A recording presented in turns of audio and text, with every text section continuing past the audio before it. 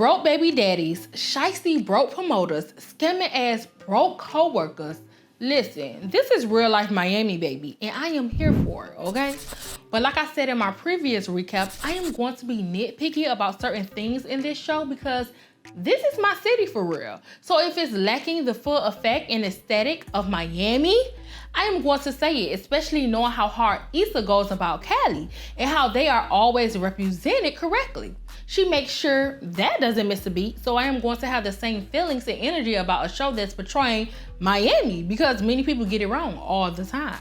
Now, what I will say is the environment of Miami is being mildly displayed, and I do think they can go a little harder with the scenery and locations. But on a high note, I am happy that we are not getting the Spanish Miami or the Haitian Miami or the washed out South Beach Miami, because those thoughts and theories of that being Miami is so played and so untrue. Yes, Miami is multicultural, but that is not what Miami is, which is why I give this show credit for getting Miami correct, especially with the show being loosely on the city girl's life, and Chatavia and your Miami background is more of, Liberty City, Overtown, Carol City, and Opelika, and that's what I need more of from the show. But this is season 1, and what we are being shown right now will do, I guess.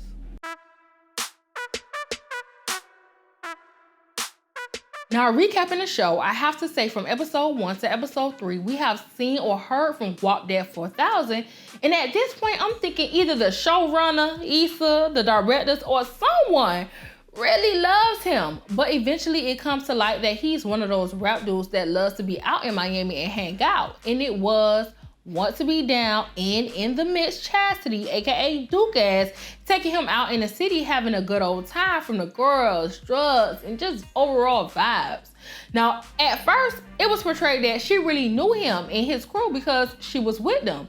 But of course, that's not true because Chasity is a flogger that loves to walk around like she's that girl. And I mean, it works in her favor most of the time because she be out rolling around with people. But when she do it, she have expectations of them giving her a little something for her time and accessibility to things when it's all said and done. But that's not the case. And she gets treated like any other regular groupie getting used, which to be honest, is her fault. Like, why are you out here giving people free drugs, grubs, and access to clubs without receiving your money up top? Girl, being around on people ain't worth it if you ain't getting nothing from it. Talk about a fool. But that's what happens when you fake the funk and don't add a bill to it. I can't lie, I like Chastity's character because she seems like a good time and she's a promoter, and we all know how those promoters are. There is no denying that they got a hustling spirit to them, period. They are always on it, and I get that from Chasity, but it's no point of hustling hard for nothing. Going back home struggling. I, for one, would never understand wanting to be around celebrities, wanting to get some sort of status and attention for hanging with them, and more importantly, having expectations that them or someone in their team will look out for you because you looked out for them when the time comes. Baby, no, that's not the move. If it's not a part of my job to be around them, then they are so irrelevant. Baby, I want to build my own name and relevancy. But that's just me. And people like Chasity believes that mooching off of others will make them successful, and that never works, which leads me to her other situation. So Chasity is living with her uncle. Now mind you, Chasity, not even from Miami, but that's neither here or there. So Chasity is living with her uncle, and he is clearly a pimp. A piss poor one at that. But Unc said business been slow for him, and baby Chasity said it's been slow for her too, which led me to believe she out here pimping too. But Unc not trying to hear all that. All he know is she gotta pay the rent this month. That's it. Now granted, they live in a house. It's a filthy one, but it's a good house, which I am going to nitpick about because you know what? Something irked me this episode. So when Chasity got to her uncle's house, I guess it's hot and it stank, and Unc got some of, his whores living there, but they're hot, so they leave to go get some air. And as they are leaving, one of the girls is like, y'all, this here is the ghetto. But baby, I'm just trying to figure out what ghetto. their situation is ghetto. The uncle may be ghetto, nasty, and lazy as hell, but that damn neighborhood was not no damn ghetto. And I get it, it's a show. But they should have really had Chasity living in an apartment complex or a small home that's close to a very ghetto or hood complex, because we really have ghetto built up areas in Miami, like real hoods, that looks crazy compared to other state hoods. Like LA, people will be living in a whole house and it would be like the ghetto, like that would be their hood. And I get that. But compared to ours, LA hoods are living good in their Section 8 homes, while Miamians out here in apartments in long duplexes. But it's a show, so I get why they didn't do it, but I just had to get that off my chest. But enough about that. Chasity eventually goes to pick up her money from the promoting gig she got with the strip club, The Office. Everyone has been popping up at for the last, 3 episodes. Now, I've already told y'all how I like Chasity because she do got a hustling bone in her body. She may be a little flogger around the celebs and stuff, but she is definitely a hustler.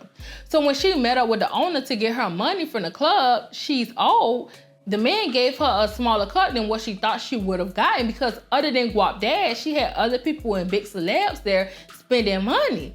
So her cut wasn't making sense. But of course, he's playing her just like how the other people was playing her. And even though Chasity is a hustler, she isn't business minded, which is why her ass out here broke and struggling like her uncle. But moving on, when she was done with the owner, she went to the locker room where the strippers get dressed and started talking to some of the girls.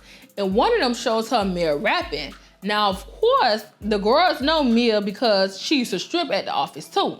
But my girl took her talent to OnlyFans, okay? And all I know is when Chasity seen Mia rapping with Shauna, it was like her hustling light bulb went off, because she kept telling the girl with the video to keep playing it. So now that she knows Mia is rapping, she hit her up on some supportive shit, telling her she sound good or whatnot. And she's such a little hustler dog. I already know that's her way of putting herself on Mia's radar, but I won't get into that yet.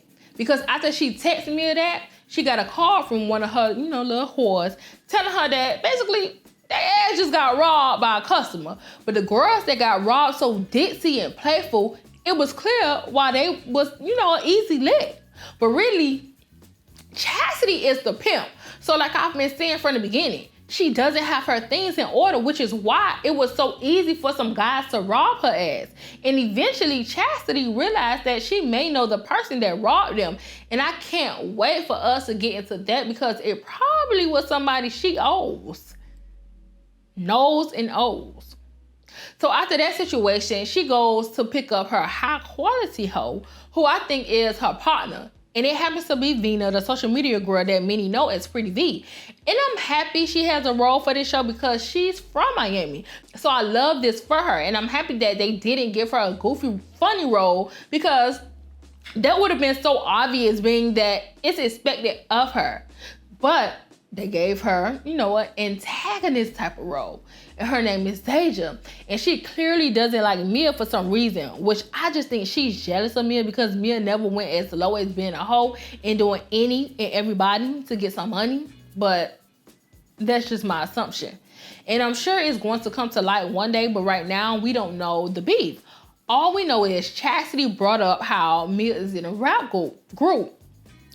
Deja did not care and tried to downplay it, but little did Deja know Chasity was bringing it up because Chasity wanted to manage Mia and Shauna. So when she got the chance, she called Mia and asked her if she could manage her.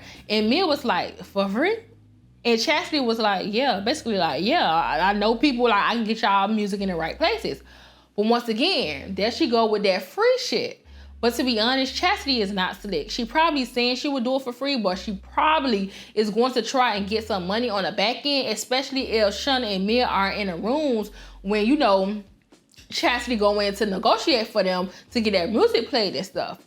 At the end of the day, Chasity is a pimp at heart. So doing something shicey is just in her. So she is definitely going to play them some way, somehow. I'm just grabbing my popcorn to watch it all unfold. But moving on from Chasity, I have to get into Lamont this episode because, baby, whew. For one, I think it's so funny how they are making Lamont that baby daddy all the baby mamas be complaining about. you know, the baby daddy that was sitting on social media acting like they spending time with their kids, but really dropping them off at their grandparents' house so they can go out and do whatever the hell they want to do. Yeah, that's the type of character Lamont is. But I am going to give him the benefit of the doubt because he really is going to the studio to put in work for his career. It comes at the price of him not spending time with his child, but at least he isn't, you know, running the streets. And don't get me wrong, I do feel like he knows when he is getting his child so he can spend time with her. So he should prioritize his schedule with those times and not just let Mia drop her off knowing he cannot spend time with her. Like, make it make sense, Lamont. To be honest, I want to like Lamont. I actually kind of do like him. But he has to really get his priorities in order and boss the hell up. Because right now he is giving bare minimum and that's not okay. Now when Lamont left his daughter to go to the studio, he was on top of the world until he realized his car was gone. And he thought someone took it. But really, it got towed. And of course he ran back in the house and eventually he ends up at the studio. Probably from, you know, like Uber or Lyft or something. But now that his money is low and on payments for that car isn't being made, he called up some dude that he produced a track for 3 months ago about the money he is owed. And the dude was talking about how old it's business affairs and people moving slow and all type of stuff. And maybe at that point, Lamont should have cursed him out because business wasn't slow when I produced that track for you. So don't play in my face and don't play with my damn money. So as the dude was telling him all this BS, Lamont getting all stressed and agitated, as he should, you know he should. Like he broke right now. Because that boy needs his money and has been putting in so much work and time and don't have a dime to show for it. Now me, I'm confused on how he did work for someone without sending them a down payment and receiving the final payment before he sent off the completed project. That's where my confusion lies. But then again, I also know how when someone is grinding and really want people to see, hear, and enjoy their work, they will, you know, let some things slide, especially with the expectations of people keeping their word. But baby, listen, when it's about that money, I ain't hearing or feeling none of that, okay? Anyways, Lamont trying to tell dude how he broke and need the money, and homeboy just said, hey, you speaking to the wrong person, but keep grinding. And then he hung up. And that boy Lamont was sick.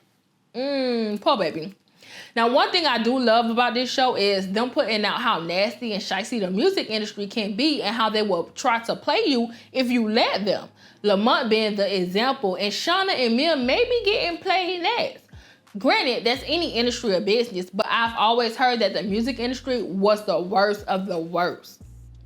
But back to Lamont, who, like I said, needs to boss up about his business, is down bad and needs some money real bad. So he went up to a pawn shop and gave up, you know, that Rolex watch he just bought and was flogging on social media with to get some cash. It's like I feel bad for him, but I also don't because he needs to get it together. And hopefully moving forward, he knows not to get played like that again. So when he was at the pawn shop, he told Mia to bring him the car seat for Melissa to the studio. But he doesn't have a car. So, that was a little weird to me, And beyond that, Melissa out here walking and talking, which complete common sense. So why does she need a car seat anyway? I was just confused about that, okay? But that's beside the point. Mia went over to take him the car seat and asked him what his car was. And he lied and was like, it's out of commission. And she reacted like she should have, which was getting snappy because she knew that he only wanted a ride from her. At least that's what she assumed. But he made it seem like he was going to use the car seat in an Uber when he called for a ride. Child, he a mess. And honestly, I think he wanted someone to vent to, and Mia was the best person for that. So in the midst of Mia snapping on him, she brought up the, $4,000 placement money he gave her because she thought he had more than, what he gave her. Like, she thought he was pocketing some more of the money, which he didn't because the people played him with the money. So that made him spaz out, and he slipped up and told her, like, his car got towed and the people hasn't paid him for his work. And of course, like always, those two had, a little moment with each other, which ended up with Mia saying she'll get him the $4,000 back. He just had to produce her and Shauna's song. Which is smart play on Mia's part, but she had to give him the whole 4K back. Maybe like 1,000 just to be nice, and even that's too much. And plus, he probably would have did it for free. So when Lamont got with Shauna and Mia and heard the song was a banger, he got real excited and was telling Shauna, how it sounds good and how she had some real good expensive equipment. And she instantly got jumpy and was telling him how she was thinking about returning it. And she probably thought he was gonna ask her, how she got the money to buy it, because she got real defensive before he can even say anything. But really all he did and was trying to tell her was, don't get rid of it. And then he got in his producing bag and flipped their whole song real good with his, added touches. And I love that for all three of them, because Lamont needed a win that day and the girls just needed finishing touches on their song. And I can't wait to see how everything play out once they start promoting it, because that's where the real drama gonna come in, because, baby, the people gonna go up for it. Let's be clear about that. But moving on from that, I lastly must get into Marcus this episode, because he was in the first episode, but I really didn't speak on him much because his 1 or 2 scenes wasn't big enough for me to think that he would have a big role in the show. But you know what? I should have known better once I realized he was Haitian. So Marcus basically works with Shauna at the hotel, but in this episode, we got more into his storyline and how his ass is the one that has been doing the scamming stuff for Shauna when she sends off people cars. And to be quite honest, that makes so much sense. Because in Miami, Haitians are in the forefront of that scamming lifestyle. Yeah, I know everyone does it, but Haitians are show-offs about it, which is why they are the biggest representation for it. And by Marcus and Shauna being so close, it makes sense how she got roped up into that lifestyle, because Lord knows I was wondering, who did she know and felt comfortable enough with to scam so freely at the hotel for? And boom, Marcus is a perfect person for that, since they are pretty close. Now in this episode, Marcus went and got some mail, which was some of the cards he had been getting money from with his cousin that he does the scamming with. Who, side note, is Issa's brother from Insecure. Now at first I didn't notice it, but that's definitely him, right? But anyways, he's in the show as a Haitian scamming cousin, and he asked Marcus if any of the cars was from one of the IDs that he gave Marcus. And Marcus was like, nah, them shits wasn't no good. Like, this from another plug I got. And homeboy looked at Marcus real suspect on some hating shit. To me, I feel like he was hating when he looked like that. Like, some, damn, why you ain't putting me on? Granted, he didn't say that, but it was all in his face. And I instantly thought about how I feel like he is going to be the one to eventually get jealous or feel some way that Marcus may be making sound money or more money than him. So he gonna blow him and shut a whole side job up. I don't know, but something is going to happen with that whole, situation. Watch.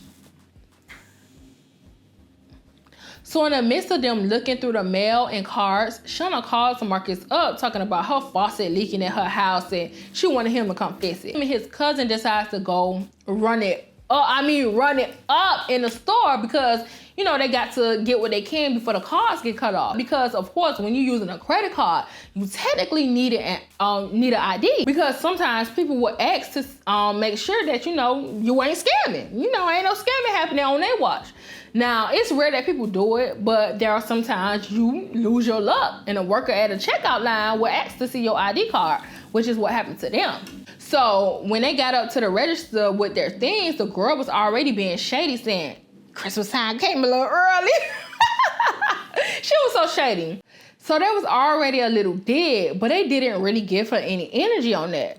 But then when they said they were using a credit card, she of course asked for ID. And the boys started finessing like hell by basically holding the lady line up and confusing her. The whole scene was funny and it was just a lot. And through it all, they were able to check out without her peeping. She didn't see their ID, but she was easy. She was easy to finesse. So afterwards, Marcus finally went to drop off Shauna's money. And he's so funny, man, because it was a wig on the couch and he said what's up to it, thinking it was a person. When I say I screamed, like, sir, do better. But when he gave her the money, they talked a little, and she told him how she's not going to keep sending him cards. She just doing it for a little, for a little while. And of course, he was cool with it. And to be honest, I think he low-key likes her. Like, there is definitely some type of connection there between the two of them that just popped up in this scene, which was weird because their first time on screen together, they were giving friendly vibes and brother-sister vibes. And this scene was giving sexual, flirty vibes. But see, they are dealing with scamming at their workplace. So I just don't see this falling in neither of their favors.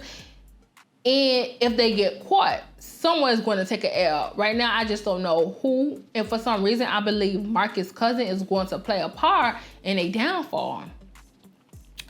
Speaking of his ass, Marcus and his cousin were talking about Shauna when Marcus went back home after giving her the money.